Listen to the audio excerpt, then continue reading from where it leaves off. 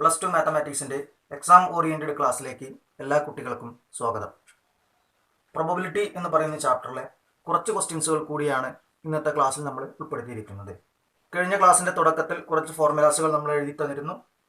അതിൽ തന്നെ എപ്പോഴാണ് രണ്ട് ഇവൻറ്റുകൾ ഇൻഡിപെൻഡൻ്റ് ആവുക എന്നതിൻ്റെ ഒരു കണ്ടീഷൻ എഴുതി തന്നിരുന്നു. ആ കാര്യം ഒന്ന് ഓർമ്മയിലേക്ക് കൊണ്ടുവരണം. കൂടുതലും നമ്മൾ ഇൻഡിപെൻഡൻ്റ് ഇവൻറ്റുമായി ബന്ധപ്പെട്ട ക്വസ്റ്റ്യൻസുകളാണ് ഇന്നത്തെ ക്ലാസ്സിൽ ഉൾപ്പെടുത്തിയിരിക്കുന്നത്.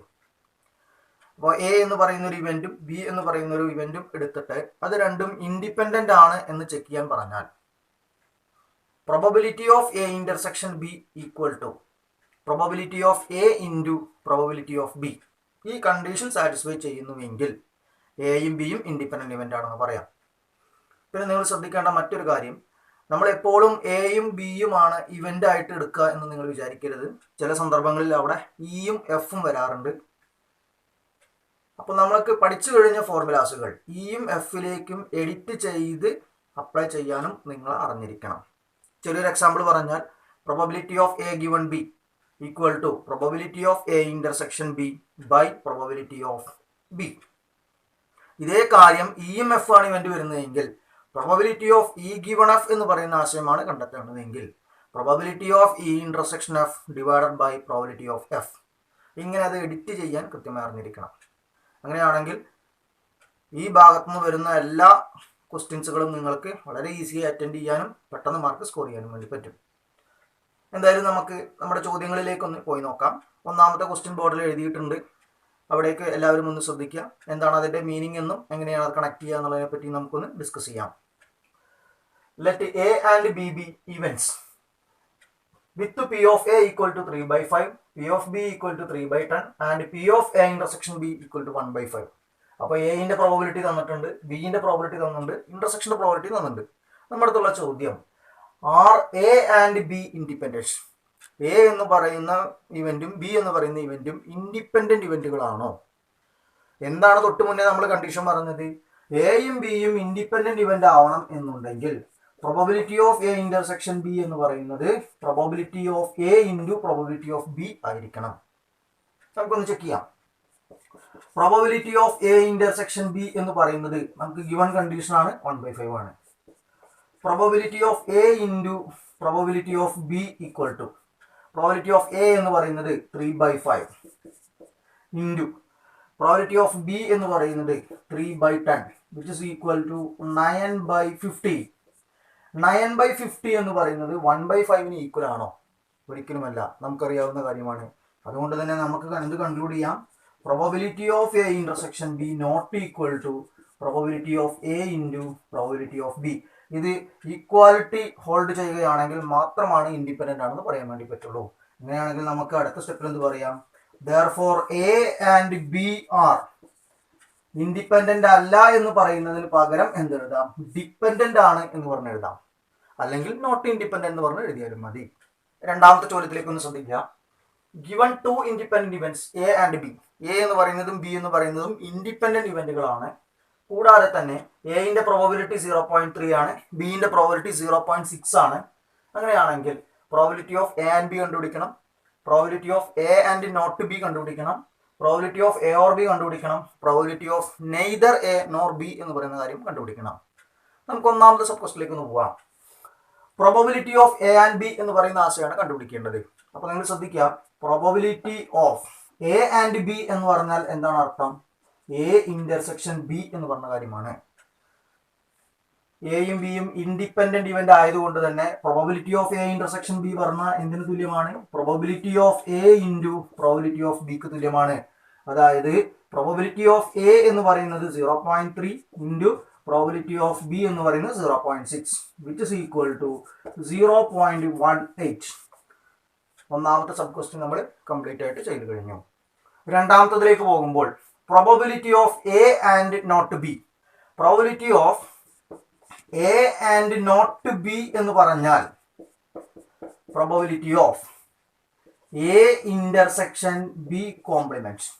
എ എന്ന് പറയുന്ന കാര്യം ആൻഡ് എന്ന് പറഞ്ഞാൽ ഇന്റർസെക്ഷനെ ഡിനോട്ട് ചെയ്യുന്നു, നോട്ട് ബി എന്ന് പറഞ്ഞാൽ ബി കോംപ്ലിമെന്റ് എന്ന് പറഞ്ഞ ആശയം വരുന്നു.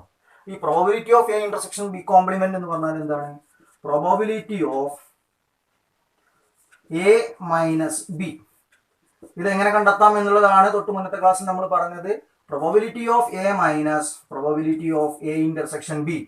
പ്രോബബിലിറ്റി ഓഫ് എ എന്ന് പറയുന്നത് 0.3 minus probability of A intersection B തൊട്ട് മുകളിൽ കിട്ടിക്കഴിഞ്ഞു 0.18 വിച്ച് ഇസ് ഈക്വൽ ടു 0.12. ഇനി മൂന്നാമത്തെ സബ് ക്വസ്റ്റിലേക്ക് പോകുമ്പോൾ probability of A or B.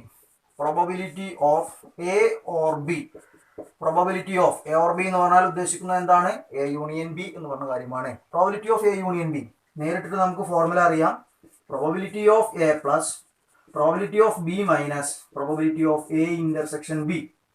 Probability of A എന്ന് പറയുന്നത് 0.3 പ്ലസ് പ്രോബബിലിറ്റി ഓഫ് ബി എന്ന് പറയുന്നത് 0.6 minus probability of A intersection B എന്ന് പറയുന്നത് 0.18 which is equal to 0.9 minus 0.18 which is equal to 0.72.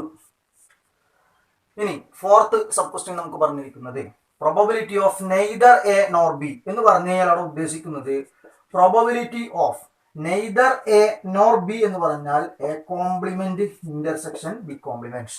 ഇതിനും ഫോർമുല നമ്മൾ കഴിഞ്ഞ ക്ലാസ്സിൽ പറഞ്ഞിട്ടുണ്ട്. എന്തായിരുന്നു formula?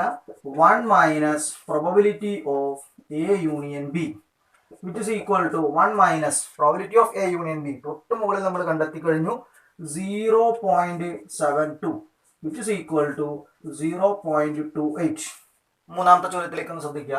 Two events E and F are such that probability of E equal to 0.6, probability of F is equal to 0.2, probability of E union F equal to 0.68. ഇയും എഫും ഇവന്റുകളാണെന്ന് മാത്രമേ ഇവിടെ തന്നിട്ടുള്ളൂ. പിന്നീട് കറസ്പോണ്ടിങ് പ്രോബബിലിറ്റീസുകൾ നമുക്ക് തന്നിട്ടുണ്ട്. ഇന്റെ പ്രോബബിലിറ്റി, എഫിന്റെ പ്രോബബിലിറ്റി, ഇ യൂണിയൻ എഫിന്റെ probability. നമ്മുടെ അടുത്തുള്ള ചോദ്യം ഈ എഫ് എന്നീ പറഞ്ഞ ഇവന്റ് ഇൻഡിപെൻഡന്റ് ഇവന്റ് ആണോ എന്നുള്ളതാണ് നമുക്ക് നോക്കേണ്ടത്. ഇൻഡിപെൻഡന്റ് ഇവന്റ് ആണോ എന്ന് ചെക്ക് ചെയ്യണമെങ്കിൽ എന്താണ് വേണ്ടത്? Probability of E intersection F എന്ന് പറയുന്നത് എന്തിന് തുല്യമായിരിക്കണം? Probability of E into probability of എഫിന് തുല്യമായിരിക്കണം. അപ്പോൾ probability of E intersection F എന്ന് പറയുന്ന കാര്യം അവിടെ തന്നിട്ടില്ല. പക്ഷേ probability of E intersection F കണ്ടുപിടിക്കണം എന്നുണ്ടെങ്കിൽ കണക്ട് ചെയ്യാൻ പറ്റുന്ന ഒരു ഫോർമുല കഴിഞ്ഞ ക്ലാസ്സിൽ നമ്മൾ പറഞ്ഞിട്ടുണ്ട്. ആ ഫോർമുലയിൽ എന്തൊക്കെയാണ് ആവശ്യമായിട്ട് വരുന്നത്? Probability of A intersection B ആണ് കാണേണ്ടതെങ്കിൽ പ്രോബബിലിറ്റി ഓഫ് എ അറിയണം, പ്രോബബിലിറ്റി ഓഫ് ബി അറിയണം, probability of A union B അറിയണം. അതേ ഫോർമുല ഇയും എഫിലേക്കും നിങ്ങളൊന്ന് എഡിറ്റ് ചെയ്ത് ആലോചിക്കുക.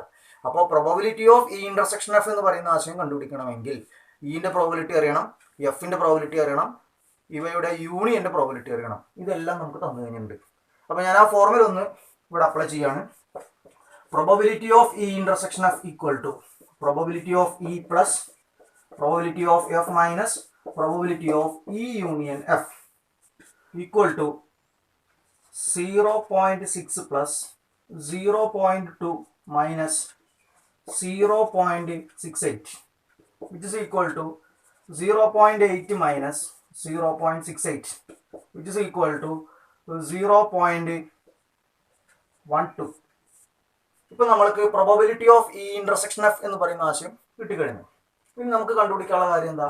Probability of E into probability of F equal to probability of E എന്ന് പറയുന്നത് 0.6 ഇൻറ്റു പ്രോബബിലിറ്റി ഓഫ് എഫ് എന്ന് പറയുന്നത് 0.2 വിച്ച് ഇസ് ഈക്വൽ ടു 0.12.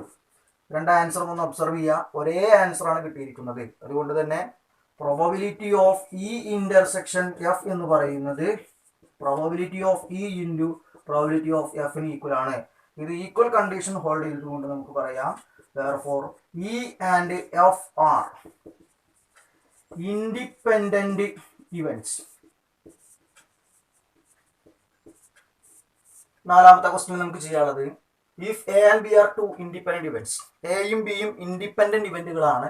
അങ്ങനെയാണെങ്കിൽ എ എന്ന് പറയുന്നതും ബി കോംപ്ലിമെന്റ് എന്ന് പറയുന്ന ഇവന്റും ഇൻഡിപെൻഡന്റ് ഇവന്റ് ആണ് എന്നുള്ളതാണ് തെളിയിക്കേണ്ടത്. അപ്പൊ എന്താണ് നമുക്ക് കണ്ടെത്തേണ്ടത് എന്നുള്ളതൊന്ന് ആദ്യം ഓർമ്മയിൽ കൊണ്ടുവരിക. എ എന്ന് പറയുന്ന ഇവന്റും ബി കോംപ്ലിമെന്റ് എന്ന് പറയുന്ന ഇവന്റും എന്തായിരിക്കണം? ഇൻഡിപെൻഡന്റ് ഇവന്റ് ആയിരിക്കണം. എന്ന് പറഞ്ഞാൽ നമ്മൾ എന്ത് തെളിയിച്ചാൽ മതി? Probability of A intersection B complement എന്ന് പറയുന്നത് probability of A into probability of B complement എന്ന് തെളിയിച്ചാൽ മതി. അതിനുവേണ്ടി probability of A intersection B complement എന്ന് പറയുന്ന ആശയം എടുക്കുകയാണ്. Which is equal to probability of A intersection B complement എന്ന് പറഞ്ഞാൽ എന്താണ്? എ മൈനസ് ബി എന്ന് പറയുന്ന ആശയമാണ്. അപ്പോൾ probability of A intersection B complement equal to probability of A minus B. എങ്ങനെയാണ് probability of A minus B കണ്ടുപിടിക്കുക? Probability of A minus probability of A intersection B which is equal to probability of A minus എയും ബിയും independent event ആണ് വരുന്നതെങ്കിൽ probability of A intersection ബിക്ക് പകരം നമുക്ക് probability of A into probability of B എന്ന് പറഞ്ഞ് എഴുതാം. രണ്ട് ടേമിലും കോമൺ ആയിട്ട് പ്രോബിലിറ്റി ഓഫ് എ ഉണ്ട്, അതിനെ ഔട്ട് സൈഡ് നിർത്തിക്കഴിഞ്ഞാൽ പി ഓഫ് എ കംപ്ലീറ്റ് ആയിട്ട് ഔട്ട് സൈഡ് നിർത്തിയാൽ ബാക്കി 1 മൈനസ് ഇവിടെ P of A outside പോയി കഴിഞ്ഞു, ബാക്കിയുള്ളത് എന്താണ്? പി ഓഫ് ബി ആണ്. Which is equal to probability of A into 1 minus probability of B എന്ന് പറഞ്ഞാൽ പ്രോബിലിറ്റി ഓഫ് ബി കോംപ്ലിമെന്റ് തുല്യമാണ്. അപ്പൊ നമുക്കിപ്പോൾ എന്താ കിട്ടിയത്? Probability of A intersection B complement equal to probability of A into probability of B complement. ഇത്ര കിട്ടിക്കഴിഞ്ഞാൽ നമുക്ക് എന്ത് പറയാം? Therefore, A and B complement are independent events. എന്താണ് ക്വസ്റ്റിന്റെ മീനിങ് എന്ന് നോക്കാം. The probability that A solves a problem is 1/5. A എന്ന് പറയുന്ന ഒരു കുട്ടിയും B എന്ന് പറയുന്ന കുട്ടിയും കൂടി ഒരു പ്രോബ്ലം സോൾവ് ചെയ്യാണ്. ആ പ്രോബ്ലം സോൾവ് ചെയ്യുന്നത് രണ്ടുപേരും ഇൻഡിപെൻഡന്റ് ആയിട്ടാണ് സോൾവ് ചെയ്യുന്നത്. അതിൽ എ സോൾവ് ചെയ്യാനുള്ള സാധ്യതയാണ് 1/5, ബി സോൾവ് ചെയ്യാനുള്ള സാധ്യതയാണ് 1/3. രണ്ടുപേരും ഇൻഡിപെൻഡന്റ് ആയിട്ടാണ് പ്രോബ്ലം സോൾവ് ചെയ്യുക എന്നുള്ളതാണ് ഈ ഒരു സെന്റൻസ് കൊണ്ട് അർത്ഥമാക്കുന്നത്. അങ്ങനെയാണെങ്കിൽ നമുക്ക് കണ്ടുപിടിക്കേണ്ടത് പ്രോബ്ലം സോൾവ് ആവാനുള്ള സാധ്യത എന്താണ്, രണ്ടുപേരും പ്രോബ്ലം സോൾവ് ചെയ്യാതിരിക്കാനുള്ള സാധ്യത എന്താണ്, ഒരേ ഒരാൾ മാത്രം പ്രോബ്ലം സോൾവ് ചെയ്യാനുള്ള സാധ്യത എന്താണ്. ഇങ്ങനെ 3 സബ് ക്വസ്റ്റ്യൻസുകളാണ് നമുക്ക് ചെയ്യുവാനുള്ളത്. ആദ്യം നമുക്ക് അതിന്റെ ഗിവൺ കണ്ടീഷൻസ് ഒന്ന് എഴുതി നോക്കാം. എന്തൊക്കെയാണ് അവിടെ തന്നിരിക്കുന്നത്? എ എന്ന് പറയുന്നത് പ്രോബ്ലം സോൾവ് ചെയ്യാനുള്ള സാധ്യത, അത് പ്രോബിലിറ്റി ഓഫ് എ ആയിട്ട് എടുക്കുകയാണ്, അത് 1/5 ആണ്. ബി സോൾവ് ചെയ്യാനുള്ള സാധ്യത, പ്രോബിലിറ്റി ഓഫ് ബി എന്ന് പറയുന്നത് അത് 1/3 ആണ് എന്ന് തന്നിട്ടുണ്ട്. നമുക്ക് ഇതേ രീതിയിൽ ചോദ്യങ്ങൾ മാറി മാറി വരാറുണ്ട്. അവിടെ അങ്ങനെ പ്രോബിലിറ്റിയിലാണ് വ്യത്യാസം വരിക. എയും ബിയും തന്നെ പ്രോബ്ലം സോൾവ് ചെയ്തു എന്നുള്ള ആശയം പറയും. ഇനി അതുമല്ലെങ്കിൽ എ ബി എന്നീ പറയുന്നതിന് പകരം 2 കുട്ടികളുടെ പേരുകൾ തന്നിട്ടും എന്ത് ചെയ്യാറുണ്ട്? ഇതേ മോഡൽ ചോദ്യം ചോദിക്കാറുണ്ട്. അപ്പോൾ ഏത് വന്നു കഴിഞ്ഞാലും ഈ ഒരു രീതിയിൽ തന്നെയാണ് നമ്മൾ കണക്ട് ചെയ്യേണ്ടത്. സബ് ക്വസ്റ്റ്യൻസുകൾ വരാൻ സാധ്യതയുള്ള 3 എണ്ണവും നമ്മളിവിടെ ഇതിൽ ഉൾപ്പെടുത്തിയിട്ടുണ്ട്. ഓക്കെ, അപ്പോൾ ഗിവൺ കണ്ടീഷൻസിൽ എന്തൊക്കെയുള്ളത്? പ്രോബിലിറ്റി ഓഫ് എ എന്ന് പറയുന്നത് 1/5, പ്രോബിലിറ്റി ഓഫ് ബി എന്ന് പറയുന്നത് 1/3. ഇനി അടുത്ത സ്റ്റെപ്പ് നിങ്ങൾ ശ്രദ്ധിക്കേണ്ടത് എയും ബിയും ഇൻഡിപെൻഡന്റ് ആയിട്ടാണ് പ്രോബ്ലം സോൾവ് ചെയ്യുന്നത്. അങ്ങനെയാണെങ്കിൽ നമുക്ക് എന്ത് പറയാം? Probability of A intersection B എന്ന് പറയുന്നത് probability of A into probability of B എന്ന് പറയുന്ന കാര്യമാണ്. അതായത് 1/5 into 1/3 which is equal to 1/15. അപ്പൊ ഇത്രയും കാര്യം നമുക്ക് എഴുതാം. ഇനി ഒന്നാമത്തെ ചോദ്യത്തിലേക്ക് പോകുമ്പോൾ the problem is solved. Problem solve ചെയ്യുക എന്ന് പറഞ്ഞു കഴിഞ്ഞാൽ ഒന്നുമില്ലെങ്കിൽ എയോ അല്ലെങ്കിൽ ബിയോ സോൾവ് ചെയ്താൽ മതി. അപ്പൊ നമ്മളെ സംബന്ധിച്ച് probability of A or B എന്ന് പറയുന്ന കാര്യമാണ് കണ്ടുപിടിക്കാനുള്ളത്. Probability of A or B. Probability of A or B എന്ന് പറഞ്ഞാൽ എന്താണ്? Probability of A union B. Formula പഠിച്ചു വെച്ചിരിക്കുന്നത് എന്താണ്? Probability of A plus probability of B minus probability of A intersection B. Probability of A എന്ന് പറയുന്നത് 1/5 plus probability of B എന്ന് പറയുന്നത് 1/3 minus probability of A intersection B 1/15. 1 into 3, 3 plus 5 into 1, 5 divided by 3 into 5, 15 minus 1/15 which is equal to 8/15 minus 1/15 which is equal to 7/15. അപ്പോൾ നമുക്ക് എന്ത് കിട്ടിക്കഴിഞ്ഞു? ഒന്നാമത്തെ sub ക്വസ്റ്റിൻ്റെ answer കിട്ടിക്കഴിഞ്ഞു. ഇനി രണ്ടാമത്തെ സബ് ക്വസ്റ്റിലേക്ക് നമ്മൾ പോകുമ്പോൾ none of them solve the problem. 2 പേരും solve ചെയ്യാൻ പാടില്ല. അങ്ങനെയാണെന്നുണ്ടെങ്കിൽ നമുക്ക് കണ്ടുപിടിക്കാനുള്ളത് ഇവിടെ എ എന്ന് പറഞ്ഞ് നമ്മൾ പറയുന്നത് സോൾവ് ചെയ്യുമ്പോഴുള്ള കണ്ടീഷനാണ് എ എന്ന് പറയുന്ന സെറ്റെങ്കിൽ അതിന്റെ കോംപ്ലിമെന്റ് എന്താണ്? സോൾവ് ചെയ്യാതിരിക്കുക എന്ന് പറഞ്ഞ ആശയമാണ്. അപ്പൊ നമുക്കിവിടെ എ സോൾവ് ചെയ്യാൻ പാടില്ല, അപ്പൊ എ കോംപ്ലിമെന്റ് വരും. ബി സോൾവ് ചെയ്യാൻ പാടില്ല, ബി കോംപ്ലിമെന്റ് വരും. 2 പേരും സോൾവ് ചെയ്യാൻ പാടില്ല എന്ന് പറഞ്ഞാൽ അതിന്റെ ഇന്റർസെക്ഷൻ വരും. അപ്പോൾ probability of A complement intersection B complement ആണ് നമുക്ക് കണ്ടുപിടിക്കാനുള്ളത്. ഇതിന്റെ ഫോർമുല എന്താണ്? 1 minus probability of A union B. Probability of A union B തൊട്ട് മുമ്പ് നമ്മൾ കണ്ടെത്തി കഴിഞ്ഞു. കിട്ടിയിരിക്കുന്ന ആൻസർ 7/15. 1 മൈനസ് 7/15. ഈ 1 എന്ന് പറയുന്നതിനെ നമുക്ക് എങ്ങനെ ചിന്തിക്കാം? 15/15 എന്ന് പറഞ്ഞ് ചിന്തിക്കാം. മൈനസ് 7/15. ഇപ്പോൾ ഡിനോമിനേറ്റർ സെയിം ആയിട്ട് നിൽക്കുന്നു, അതിന് വേണ്ടിയിട്ടാണ് ഈ 1നെ 15/15 എന്നൊക്കെ ചിന്തിക്കാൻ വേണ്ടി പറയുന്നത്. ഓക്കെ, ഡിനോമിനേറ്റർ സെയിം ആണെങ്കിൽ നേരിട്ടിട്ട് നമുക്ക് മുകളിൽ മൈനസ് ചെയ്യാം. 15 - 7 എന്ന് പറഞ്ഞാൽ 8 വരുന്നു, /15. മൂന്നാമത്തെ സബ് ക്വസ്റ്റിലേക്ക് പോകുമ്പോൾ exactly one of them solve the problem. ഏതെങ്കിലും ഒരാളാണ് അവിടെ എന്ത് ചെയ്യേണ്ടത്, പ്രോബ്ലം സോൾവ് ചെയ്യേണ്ടത്. അങ്ങനെയാണെങ്കിൽ എ മാത്രം സോൾവ് ചെയ്യുക എന്ന് പറയുന്ന കാര്യം വരുന്നു, അതുപോലെ തന്നെ ബി മാത്രം സോൾവ് ചെയ്യുക എന്ന് പറഞ്ഞ കാര്യം വരുന്നു. അപ്പോൾ